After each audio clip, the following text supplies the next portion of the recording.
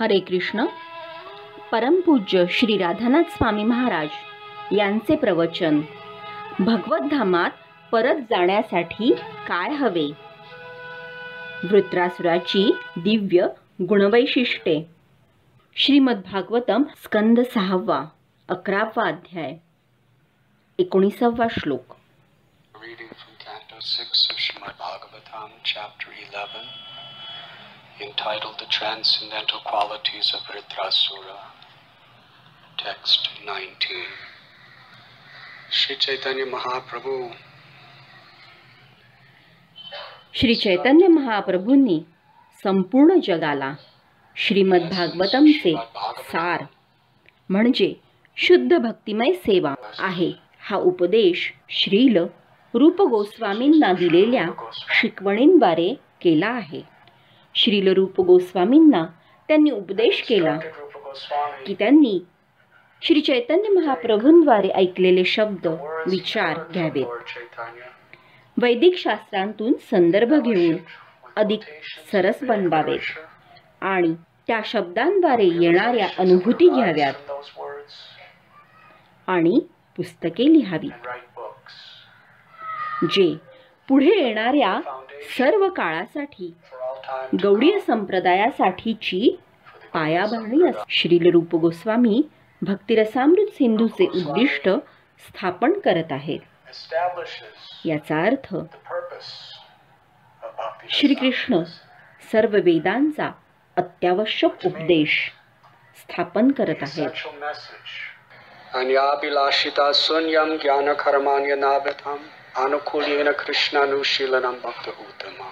By defining what is the goal of life, जीवनाचे तत्व काय आहे, शुद्ध भक्तिमय सेवेचे गुणवैशिष्ट्य काय आहे हे ते सांगत आहेत. ते निर्दोष असलेच पाहिजे. परमपुरुषोत्तम श्री भगवंतांच्या संतुष्टीसाठी आपली इच्छा त्यांच्या इच्छेहून अभिन्न असलीच पाहिजे. इंद्रिय तृप्तीच्या इच्छेचा लवलेश, या पृथ्वी तलावर अधिक चांगल्या स्थितीची इच्छा, उच्च ग्रहांची इच्छा, मुक्तीच्या इच्छेचा लवलेश नसायला हवा. यातनांपासून मुक्ती, चमत्कार विद्येच्या इच्छेचा लवलेश नसायला हवा. जरी त्या खूप आकर्षक असतील तरीही शुद्ध भक्तिमय सेवा ही भगवंतांच्या संतुष्टीकरता अनुकूल पद्धतीने अंमलात आणायला हवी. श्रीमद भागवतम आपल्याला हेच शिकवत आहे जे सर्व वेदांचे सार आहे आणि भगवान श्री चैतन्य महाप्रभूंचा हा एकमेव संदेश आहे. धर्म प्रोचित कैतवत्र परमनिरमत्सरानं सताम. From the very beginning, Srimad Bhagavatam, Shrimad Bhagavatam अगदी सुरुवातीपासूनच आध्यात्मिक धार्मिक संकल्पना तत्व जी शुद्ध निर्भेळ निखळ भक्तिमय सेवांवर आधारित नाहीत त्यांना बहिष्कृत करते. परंतु बहुतेक सर्व जग याची इच्छा करते की तपस्या कर्मकांडांचा आश्रय घेते अशा गोष्टी मिळवण्यासाठी ज्या नाकारलेल्या आहेत. आणि श्रीमद भागवतम विशेषतः त्या गोष्टींमागच्या इच्छेचा बहिष्कार करत आहे. शुद्ध भक्त आणि कर्ममिश्रित भक्तिमय सेवा करणारा भक्त यांच्यातील फरक समजण्यासाठी आपल्यासाठी महत्त्वपूर्ण आहे, जेणेकरून आपण स्वतः कशासाठी प्रयत्नांची पराकाष्ठा करायला हवी हे जाणू शकू. कारण ज्यांनी कोणी शुद्ध भक्तीची परिपूर्णता मिळवलेली नाही, अगदी आपल्या भक्तिमय सेवेमध्ये भक्तीच्या 9 प्रक्रियांमध्येही आपल्या वेगवेगळ्या इच्छा आकांक्षा असतात. श्री चैतन्य महाप्रभू या इच्छांना त्या तणाप्रमाणे समजतात ज्या खऱ्या भक्तिलतेच्या वाढीमध्ये बाधा ठरतात. जी भक्ती अहेतुकी अप्रतिहता आहे. श्रीमद भागवतम मध्ये आपण वाचले आहे की शुद्ध भक्त आणि कर्ममिश्र भक्त यांच्यातील फरक ऐतिहासिक रोचक कथांतून आपल्याला समजतो. अर्थातच शुकदेव गोस्वामी हे सार अतिशय रोचक पद्धतीने शिकवत आहेत. खरंच अतिशय रोचक पद्धतीने. केवळ तत्व ऐकणे कदाचित तितकेसे मनाचा ठाव घेणारे, तल्लीनता निर्माण करणारे नसेल अनेकांसाठी, परंतु हेच तत्व जर एखाद्या कथानकाशी जुळलेले असेल, जी ऐतिहासिक रोचक आहे, तर आपण खूप लक्षपूर्वक ऐकतो. तर इथे भक्तांचे राजा आहेत, देवतांचे राजा आहेत आणि असुरांचे राजा आहेत. आणि शुकदेव गोस्वामी दाखवून देत आहेत की खरा भक्त कोण आहे. ते जाती, व्यवसाय, संपत्ती यांवर आधारित नाही, परंतु त्यांच्या जीवनाचे आंतरिक उद्दिष्ट काय आहे यावर आधारित आहे. कारण तेच आहे ज्याच्याशी श्रीकृष्णांना संबंध आहे. आपण श्रील प्रभुपादांकडून ऐकले आहे की श्रीकृष्ण आपण काय गोष्टी अर्पित करतो हे नव्हे, तर त्या अर्पण करणाऱ्या गोष्टींमागील आपले उद्दिष्ट काय आहे ते स्वीकारतात. जेव्हा आपण काहीही अर्पण केले, आपली संपत्ती, आपली बुद्धी, क्षमता, शब्द, आपले हृदय, श्रीकृष्णांचा केवळ संबंध तुमच्या उद्दिष्टांशी आहे. त्यामागे तुमचा काही स्वार्थ आहे का? तुम्हाला प्रसिद्धी हवी आहे? तुम्हाला अधिकार, सत्ता हवी आहे का? तुम्हाला इंद्रिय तृप्तीसाठी उपलब्धी हव्या आहेत का? जर या तुमच्या इच्छा असतील तर ती कर्ममिश्रित भक्तिमय सेवा होय. जग कदाचित तुमची प्रशंसा करेल, पण जगाकडून प्रशंसा मिळणं ही खूप तुच्छ, हीन गोष्ट आहे. श्रीकृष्ण संतुष्ट आहेत का? हेच केवळ महत्त्वाचे आहे. भारताच्या सध्याच्या स्थितीत आपण पाहू शकतो की भौतिक प्रसिद्धी म्हणजे काय. तुमचे क्रिकेटपटू,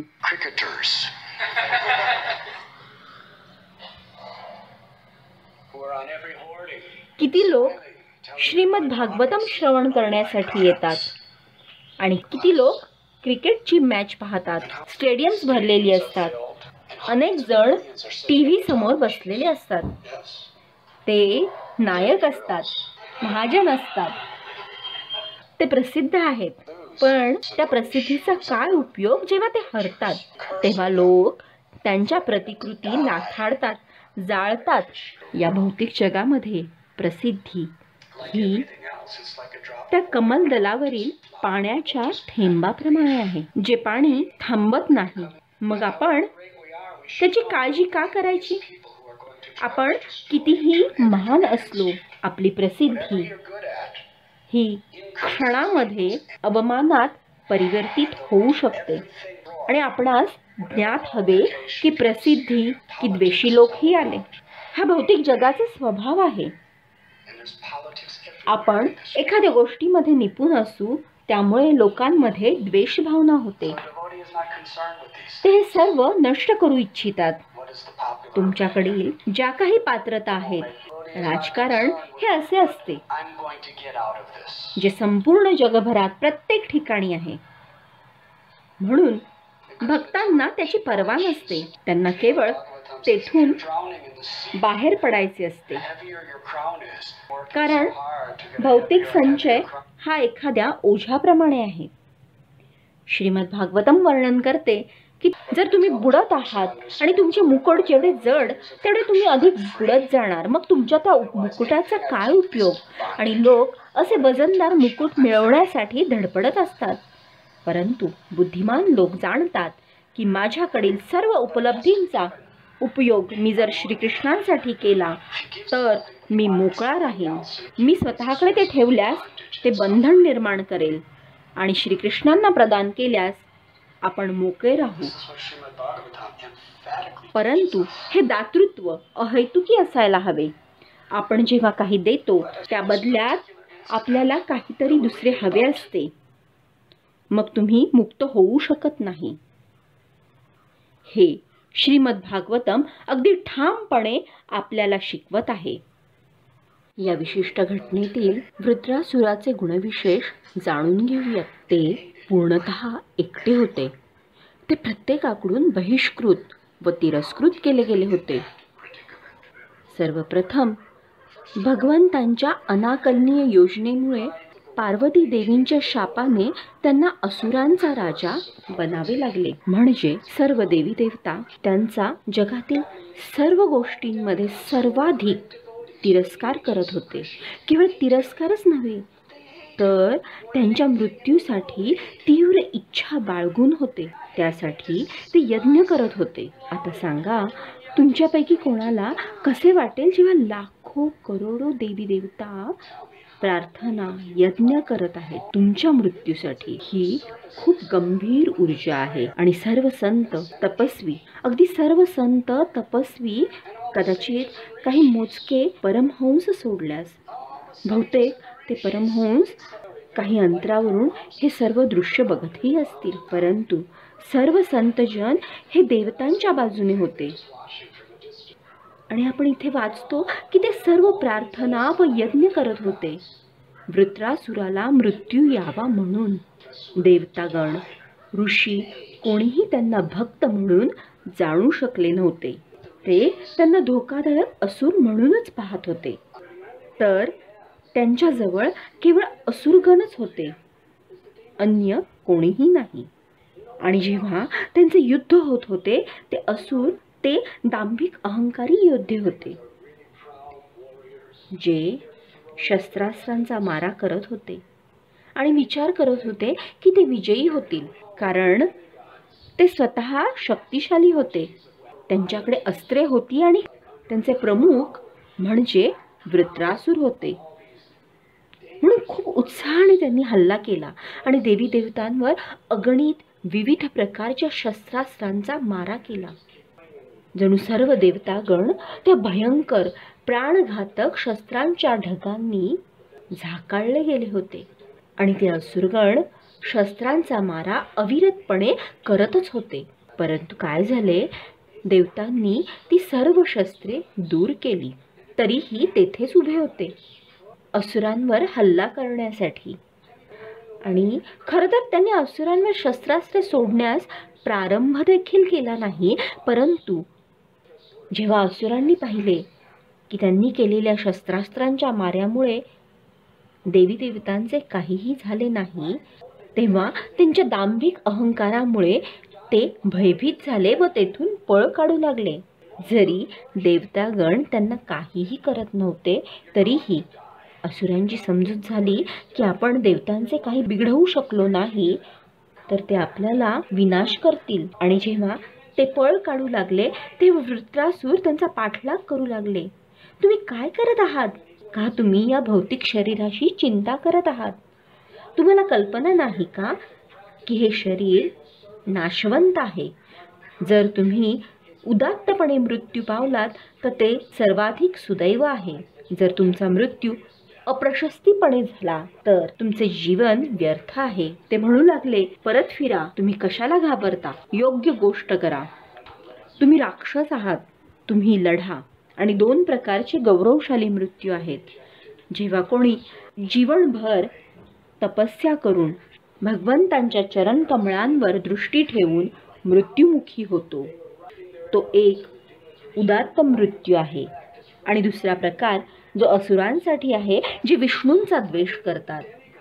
जेव्हा ते लढताना मृत्युमुखी होतात, त्यांची उन्नती होते. परत फिरा, लढाई करू, परंतु त्यांनी नकार दिला व पलायन केले. देवतांनी असुरांचा पाठलाग करायला सुरुवात केली. वृत्रासुर त्यांचा पाठलाग करू लागले आणि म्हणाले, तुम्ही जाणत नाही का की कोणी क्षत्रिय पाठीमागून वार करत नाही? तर वृत्रासुर सर्वांच्याच विरोधात आहे. प्रत्येक जण त्यांचा द्वेष करत होता. ते असुर त्यांच्याशी अनुकूल नव्हते आणि ते त्यांचा अपमान, तिरस्कार करत होते. तर वृत्रासुर स्वतःच्या लोकांकडून बहिष्कृत केले गेले होते. सर्व संतांकडून तिरस्कृत केले गेले होते. सर्व देवी देवतांद्वारे तिरस्कृत होते. त्यांच्याकडे काय होते, परंतु त्यांना याची पर्वा नव्हती. कारण ते शुद्ध भक्त होते. त्यांना अंतःकरणात माहीत होते की ते श्रीकृष्णांची इच्छा साकार करत आहेत.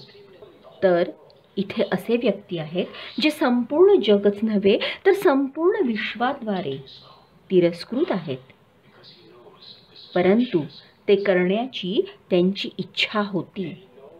कारण ते जाणत होते की श्रीकृष्णांची तशी इच्छा आहे आणि त्यांना माहीत होते की त्यांचे गुरु श्री नारद मुनी त्यांची अशी इच्छा आहे आणि यामुळे ते संतुष्ट होतील. त्यांना केवळ एवढेच हवे होते. ही शुद्ध भक्तिमय सेवा आहे. वृत्रासुर इंद्रासोबत युद्ध करत होते. त्यांनी पाहिले की सर्वांनी पलायन केले आहे आणि त्यांचे कर्तव्य त्यांना पार पाडायचे आहे. युद्ध करून जिंकण्याचा प्रयत्न करायचा आहे. परंतु त्यांना माहीत होते, त्यांना पूर्ण विश्वास होता की त्यांचा पराभव होणार आहे. परंतु तरीही त्यांना युद्ध करायचे होते आणि त्यांनी इतकी प्रचंड गर्जना केली की देवतागण बेशुद्ध झाले. नंतर त्यांनी त्यांच्या पायाने त्यांना तुडवण्यास सुरुवात केली. देवतांना त्याची जाणीव नव्हती की ते किती सुदैवी आहेत. त्यांना अशा परमहंसाची चरणधुली प्राप्त होत आहे. त्यांचे पाय केवळ मस्तकावरच नव्हे तर संपूर्ण शरीरावर पडत होते. नरोत्तमदास ठाकूर प्रार्थना करतात की त्यांच्या आयुष्याचे एकमेव ध्येय आहे की त्यांना भक्तांची चरणधुली प्राप्त व्हावी. प्रल्हाद महाराज म्हणतात की केवळ महान भक्तांच्या चरणधुलीने स्नान केल्याने एखादा कोणी शुद्ध भक्ती प्राप्त करू शकतो. ते देवतागण किती सुदैवी होते की वृत्रासुराच्या चरणांनी ते तुडवले जात होते. परंतु त्यांना याची जाणीव नव्हती.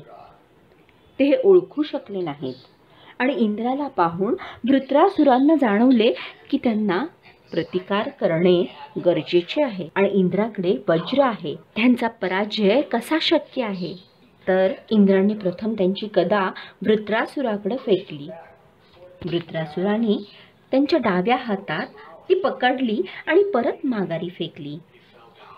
ज्या ऐरावताला लागून तो 14 यार्ड मागे फेकला गेला.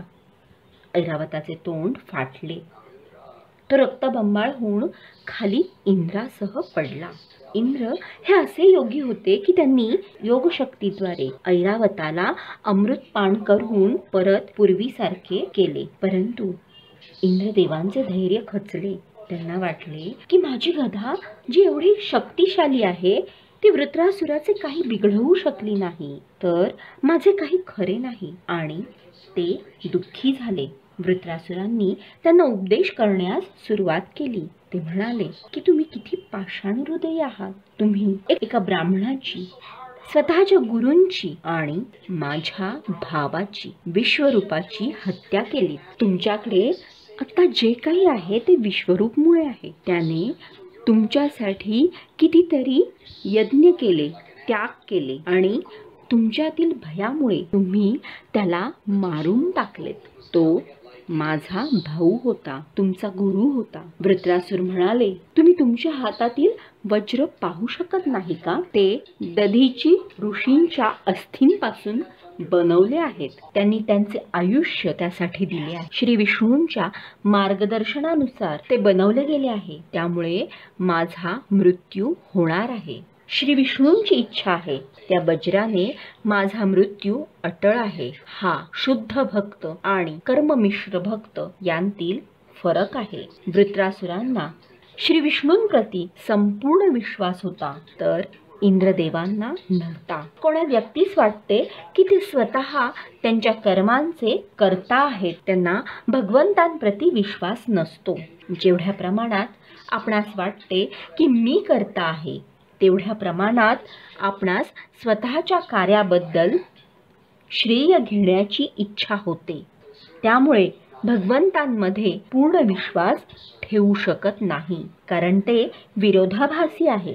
इंद्राला स्वतः श्रेय घेण्याची इच्छा होती, त्यामुळे ते जेव्हा खाली पडले तेव्हा ते निराश झाले. उलट वृत्रासुराला अन्य काही नव्हे तर केवळ भगवंतांची सेवा करण्याची इच्छा होती. ही खूप आश्चर्यकारक घटना आहे. हा शुद्ध भक्त आणि कर्ममिश्र भक्तातील मूळ फरक आहे. शुद्ध भक्ताला सर्व परिस्थितीत नेहमीच श्रीकृष्णांमध्ये पूर्ण विश्वास असतो आणि कर्ममिश्र भक्तामध्ये परिस्थिती अनुसार संशय निर्माण होतो. इंद्र विचार करत होते की मी कर्ता आहे, मी त्याला मारू शकत नाही, परंतु वृत्रासुरांना माहीत होते की ते कर्ता नाही. इंद्र, तुम्ही कर्ता नाही, आपण सर्व केवळ साधन आहोत. श्रीकृष्ण कर्ता आहेत असे ते सांगत होते. श्रील प्रभुपाद जेव्हा अमेरिकेला प्रचारासाठी गेले, आपण कल्पना करू शकतो तेव्हा अतिशय असुरी वृत्तीच्या समाजात कलियुगाच्या शक्तींशी ते लढत होते. तुम्ही कल्पना करू शकता, वय वर्षे 70, वृंदावनात राहणारे, छोटी शरीर यष्टी, काहीही जवळ नसताना एकटेच, सर्व परिस्थिती कलीच्या प्रभावाखाली. किती भयानक आहे. एखाद्याने विचार केला असता, या वयात माझ्याच्याने हे शक्य नाही गुरुदेव. गुरुदेव, मी प्रयत्न केला आणि त्यांना हृदय विकाराचे झटकेही आले होते. कलींची अजून एक शक्ती त्यांना थांबवण्यासाठी कार्यरत होती आणि पाश्चिमात्य देशात ते गेले, त्यांना काही आधार मदत नव्हती आणि भारतातूनही त्यांना त्यांच्या स्वजनांकडून कोणतेही पुरेसे साधन मिळत नव्हते. मनुष्यबळ, पैशांचे बळ काहीच नव्हते. त्यांच्याकडे केवळ मृदंग, करताल होते. प्रत्येक गोष्ट त्यांच्या विरोधात होती. परंतु वृत्रासुराप्रमाणेच त्यांनाही पूर्ण विश्वास होता. विष्णूंनी तो वज्र बनवला आहे आणि तो विजयी ठरणारच आहे. श्रीकृष्ण चैतन्य महाप्रभू, त्यांचे शब्द, श्रील प्रभुपादांचे गुरु श्रील भक्ती सिद्धांत सरस्वती ठाकूर यांच्या वतीने सांगितले की पवित्र हरिनाम संपूर्ण जगभरात त्याचा प्रचार होणारच आहे. तू पाश्चिमात्य देशात जा आणि त्याची सुरुवात कर. आणि जलदूत श्रील प्रभुपाद त्यामध्ये बसतात. माझ्याकडे काही नाही, परंतु पवित्र हरिनामामध्ये मला विश्वास आहे, जे भगवंतांचे शस्त्र आहे. त्यांना माहीत होते की ते विजयी ठरणार, कारण ती भगवंतांची इच्छा आहे. त्यांच्याकडे काही नव्हते, केवळ त्यांचे गुरु, जे या जगातून काही दशकांआधीच निघून गेले होते. ते गुरु त्यांचे एकमेव आधार होते. पवित्र हरिनाम आणि गुरूंप्रती श्रद्धा. तुम्ही पाहू शकता, वृत्रासुर हे मी, माझे या स्वरूपात विचार करत नव्हते. ते विचार करत होते की सर्व काही, प्रत्येक गोष्ट श्रीकृष्णांची आहे. इंद्राला वाटत होते की हा माझा वज्र आहे, तो माझ्या कार्यासाठी वापरला गेला पाहिजे. वृत्रासुर विचार करत होते, त्यांचा त्रिशूल आणि इंद्रांचे वज्र दोन्हीही श्रीकृष्णांची संपत्ती आहेत. तो वज्र माझाही नाही, तुझाही नाही इंद्र, तो विष्णूंचा आहे आणि तो उद्दिष्ट साध्य करणारच. त्यांना तो विश्वास होता. श्रील प्रभुपादांना असाच विश्वास पवित्र हरिनामामध्ये होता. त्यांना त्यांच्या गुरूंच्या शब्दात पूर्ण विश्वास होता, म्हणून ते यशस्वी झाले. जरी ते शस्त्र शत्रूच्या हाती होते, तरी वृत्रासुर जाणत होते त्यांच्या आयुष्याचे सार्थक होणार आहे. म्हणून तुमचे मला मारण्याने आपल्या दोघांचीही उद्दिष्टे साध्य होणार आहेत. वृत्रासुराने ते या भौतिक जगाला कंटाळले होते. हा ब्रह्माब बनालो का पुनरावतन अर्जुना. He knew from the highest planet in this material world down to the lowest, they're all त्यांना माहीत होते की या विश्वातील सर्व उच्च ते नीच ग्रहलोक सर्व दुःखाचे कारण आहेत. त्यांना परत भगवत धामात परतण्याचा दृढ निश्चय होता. इंद्राला भगवत भक्ती करून या जगात आनंद मिळवायचा होता. वृत्रासुर जाणत होते की इंद्रदेव जिंकून हरणार आहेत आणि मी पराभूत होणार आहे, परंतु विजयी ठरणार आहे. मी युद्ध हरणार आहे, मृत्युमुखी पडणार आहे, परंतु भगवत धामात परतणार आहे. हा एकमेव विजय आहे. इंद्रदेव जिंकून सर्व स्वर्ग सुख अनुभवणार आहेत, सर्व शक्ती प्राप्त करणार आहेत, परंतु सरते शेवटी पराजित होणार आहेत. कारण ते असे भक्त आहेत जे मायाजालात फसलेले आहेत. हे श्रीमद भागवतम आहे. वृत्रासुर पराजित होऊन जिंकणार आहेत आणि इंद्र विजयी होऊन पराभूत होणार आहेत. हे श्रील प्रभुपादांनी सार सांगितले आहे. सर्वसाधारण मनुष्यास हे समजावून घेणे खूप कठीण आहे. संघर्ष करून जीवन व्यतीत करणे आपले कर्तव्य आहे. ते खरंच कठीण आहे. परंतु एका भक्तासाठी या शरीराची काळजी घेणे याचा एकमेव उद्देश आहे की भगवंतांची सेवा करणे. भक्ती विनोद ठाकूर म्हणतात, जर तुमची इच्छा असेल तर हे भगवंता मला मारून टाका आणि तुमची इच्छा असेल तर माझे रक्षण करा. तुम्हाला काय करायचे ते करा, कारण मी तुमचा अहेतुकी दास आहे. वृत्रासुर पूर्वजन्मात चित्रकेतू महाराज होते. त्यांनी त्यांच्या जीवनात राज्यसुख अनुभवले होते. धन, जन, पत्नी सुख सर्व काही त्यांनी अनुभवले होते. त्यांनी एका सुंदर पुत्राचे सुख अनुभवले होते आणि सर्व संपत्ती, शक्ती, प्रभाव इत्यादी असतानाही तो पुत्र मृत्यू पावला आणि त्यांचे जीवन उद्ध्वस्त झाले. परंतु नारद मुनींनी येऊन त्यांना उपदेश केला. पूर्वीही हा उपदेश त्यांनी ऐकला होता, परंतु तो ऐकला नव्हता, कारण ते भौतिकतेने त्रस्त झालेले नव्हते. त्यांना कुठेतरी सुखप्राप्तीची सूक्ष्म इच्छा होती. त्यांनी उपदेश ऐकले होते, परंतु या सूक्ष्म इच्छेमुळे ते उपदेश अंतःकरणास भिडले नव्हते. जरी ते ज्ञानी होते तरीही, कारण त्यांना कुठेतरी या भौतिक जगाचा उपभोग घेण्याची सूक्ष्म आशा होती. आणि पुत्रप्राप्तीनंतर पूर्वी कधीही जेवढा आनंद झाला नव्हता तेवढा आनंद त्यांना झाला. परंतु या जगात ज्यांच्याकडे उपलब्धी आहेत त्यांना शत्रुत्व प्राप्त होते. त्यांची पत्नी जिने या पुत्रास जन्म दिला ती इतर राण्यांशी सलोख्याने राहत होती. परंतु जशी तिला पुत्रप्राप्ती झाली तशा अन्य राण्या तिचा मत्सर करू लागल्या. अगदी भक्त समाजातही आपले मित्र, गुरुबंधू, गुरुभगिनी सर्वजण सलोख्याने राहतो. परंतु जर कोणाला कृपाप्राप्ती झाली की त्याचा तिरस्कार होऊ शकतो.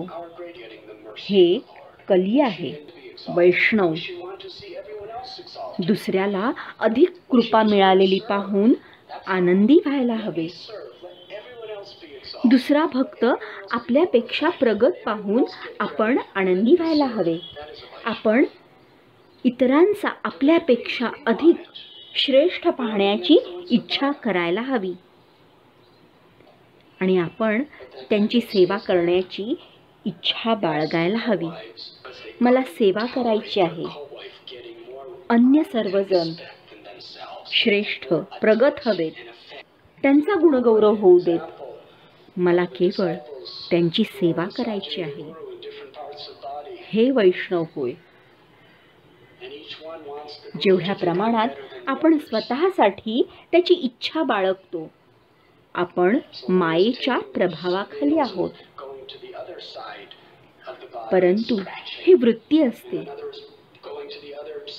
तर त्या अन्य राण्यांनी त्या छोट्या बालकाला विष प्रदान केले, कारण त्यांना त्या राणीस मिळालेले पतीकडून सर्वाधिक प्रेम प्रशंसा सहन झाली नाही. श्रील प्रभुपाद यासाठी उदाहरण देत आहेत. जेव्हा गुरूंच्या शरीराला काही शिष्य एकाच वेळी मालिश करत असतात, तेव्हा प्रत्येकाला वाटते की मी इतरांपेक्षा चांगला मसाज करत आहे. त्यासाठी एक जण एका बाजूला जाऊन ओढणे दाबणे करत असतो. कशासाठी? मी इतरांपेक्षा कसा चांगला मसाज करत आहे हे गुरूंना दाखवण्यासाठी. शेवटी परिणाम काय? तर त्या गुरुला त्याचा त्रास होतो आणि हे शिष्य अपराध करतात, ज्याने त्यांचे आध्यात्मिक जीवन उद्ध्वस्त होते.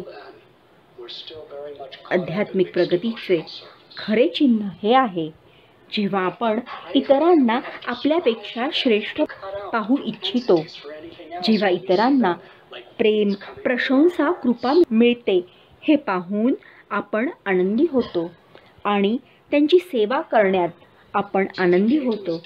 जेव्हा आपली अशी इच्छा असते त्यावेळी आपण शुद्ध भक्तीच्या मार्गावर असतो.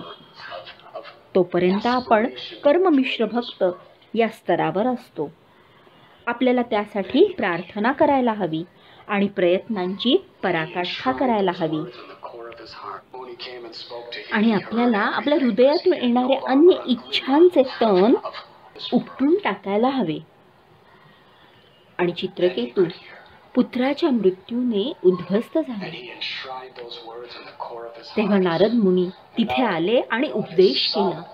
त्यावेळी चित्रकेतूंनी अंतःकरणपूर्वक ऐकले, कारण त्यांना या भौतिक जगातील सुख उपभोगांची काहीही इच्छा उरली नाही.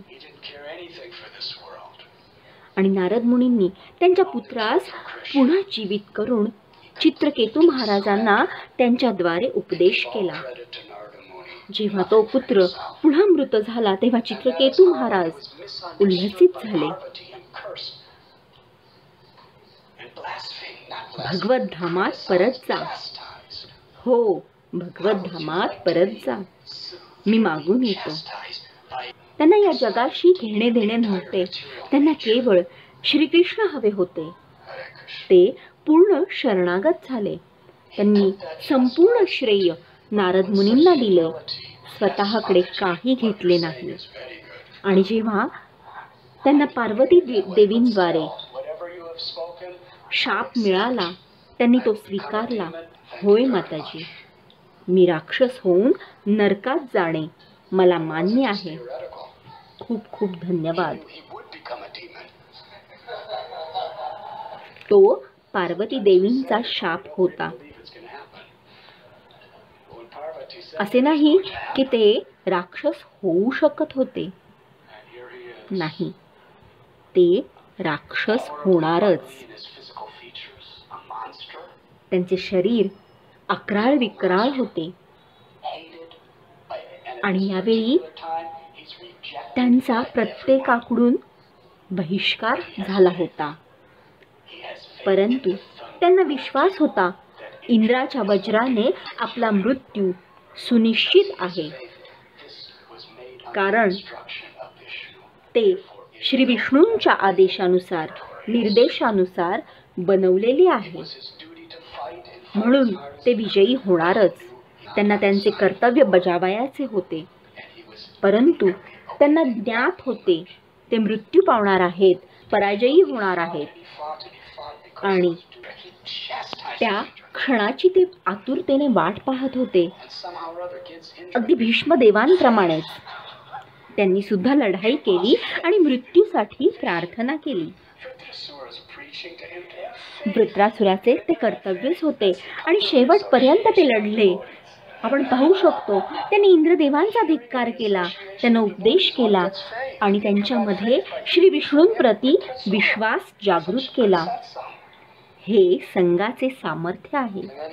इंद्रांना वृत्रासुराचा संग प्राप्त झाला होता. इंद्राने जेव्हा वज्र प्रहार केला तेव्हा वृत्रासुराचा हात कापला गेला आणि वृत्रासुराने दुसऱ्या हाताने हल्ला चढवला. जेव्हा त्याचे दोन्ही हात कापले गेले तेव्हा त्यांनी त्यांचे तोंड उघडले आणि इंद्राला गिळंकृत केले. कारण त्यांचे ते कर्तव्य होते, परंतु त्यांना ज्ञात होते की ते मृत्युमुखी पडणार आहेत आणि त्यानंतर ते समाधीस्थ झाले. हे कृष्ण, मी तुमचा आहे. मी माझे कर्तव्य केले, मी लढाई केली. इंद्रदेव माझ्या उदरात आहे. आणि इंद्रदेव वृत्रासुराच्या उदरात सुरक्षित राहिले ते त्यांच्या नारायण कवचामुळे, जे वृत्रासुराच्या बंधूंनी दिले होते, ज्यांना इंद्राने मारले होते. अन्यथा कोणीही वृत्रासुराच्या पचन संस्थेत कसे जीवित राहील? वृत्रासुरांचे चित्त संकर्षणांच्या सुंदर रूपांवर स्थित होते आणि सर्व बाह्य विषय त्यांनी त्यागले आणि इंद्राने त्यांच्या वज्राने वृत्रासुराचे उदर फाडून बाहेर आले आणि वृत्रासुराने उल्हासाने आनंदाने भगवंतांवर चित्त स्थिर करून या जगातून निरोप घेतला. आपणापैकी किती जण भगवंतांवर ध्यानस्थ होण्यासाठी निश्चयी असतो? जागेपणी भुलीचा प्रभाव नसताना अगदी एखादा तुमचे उदर फाडून येत आहे, तरीही तुम्ही असेच ध्यानस्थ आहात. आणि इंद्राने त्यांच्या मानेवर प्रहार केला आणि ते वज्र आहे, दधीचींच्या अस्थींनी बनवलेले, श्री विष्णूंच्या मार्गदर्शनाखाली बनवलेले असे हे वज्र आहे. भौतिक जगातील सर्वाधिक शक्तिशाली शस्त्र. आणि त्या दाहक वज्राने वृत्रासुराचा शिरच्छेद करण्यासाठी वारंवार प्रहार केला. त्यासाठी इंद्राला 360 दिवस लागले. कारण त्यांची मान इतकी ताठर होती की त्यांच्या समाधीस्थ अवस्थेत इंद्राला ते भेदण्यासाठी 360 दिवस लागले. ते संपूर्ण वर्ष वृत्रासुराला काहीच कल्पना नव्हती. ते पूर्णतः समाधीस्थ अवस्थेत होते. सुंदर अशा त्यांच्या आराध्य संकर्षणांच्या रूपांवर ते समाधीस्थ होते. जेव्हा त्यांचा शिरच्छेद झाला तेव्हा कुठे जाऊन वृत्रासुराचा मृत्यू झाला आणि सर्व देवतांनी पाहिले की त्यांचा आत्मा भगवत धामात परतत आहे. आणि तेव्हा त्यांनी जाणले की वृत्रासुर कोण होते. या जगात हे अगदी सहज आहे की आपण एखाद्या व्यक्तीची महत्ता त्यांच्या मृत्यूनंतर जाणवते. हे अतिशय उत्तम उदाहरण आहे. त्यांनी आयुष्यभर त्यांचा द्वेष केला. इंद्राला युद्धभूमीवर वृत्रासुराने उपदेश केला. इंद्राने वृत्रासुराला खरं तर गुरूंप्रमाणे स्वीकारले होते आणि आता त्यांनी दुसऱ्या गुरूची हत्या केली. पण यावेळी गुरूंच्या आज्ञेनुसार ती हत्या होती. हे खूप विशेष आहे. गुरु सांगताहेत मला मार. त्यांना इंद्राबद्दल तीव्र दुःख होते की ते विजयी होऊन स्वर्गलोकात राहणार होते. श्रील प्रभुपादांनी त्यांच्या मासिकाचे नाव बॅक टू गॉड हेड, जाऊ देवाची गावा असे ठेवले आहे. आपण कधी कधी ते वाचलेही असेल.